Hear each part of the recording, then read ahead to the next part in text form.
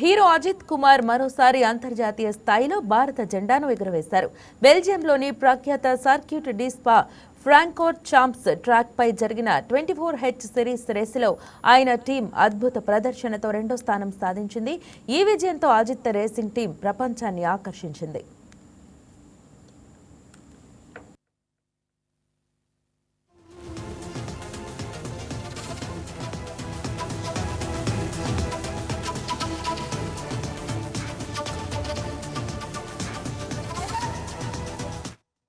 ఈ endurance race ప్రపంచంలోనే అత్యంత కఠినమైన పోటీలలో ఒకటి.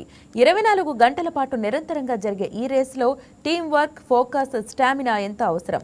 అలాంటి పోటీలో అజిత్ కుమార్ టీం రెండవ స్థానం సాధించడం గొప్ప విజయంగా భావించవచ్చు.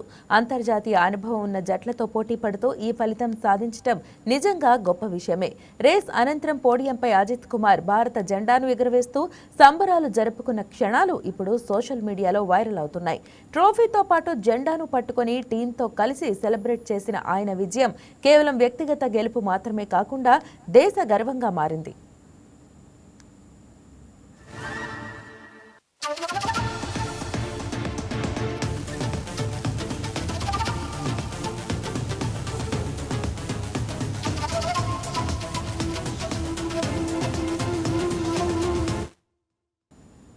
గుడ్ బ్యాడ్ అగ్లీ సినిమా తర్వాత రేసింగ్ పై పూర్తిగా దృష్టి పెట్టిన అజిత్ సొంతంగా రేసింగ్ టీం ఏర్పాటు చేసి యూరోప్లోని పలు దేశాల్లో పోటీల్లో పాల్గొంటున్నారు.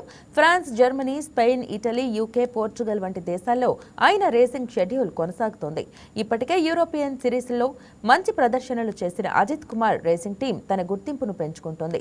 క్రమంగా మెరుగైన ఫలితాలు సాధిస్తూ అంతర్జాతీయ మోటార్ స్పోర్ట్స్లో ప్రముఖ స్థానం సంపాదిస్తోంది.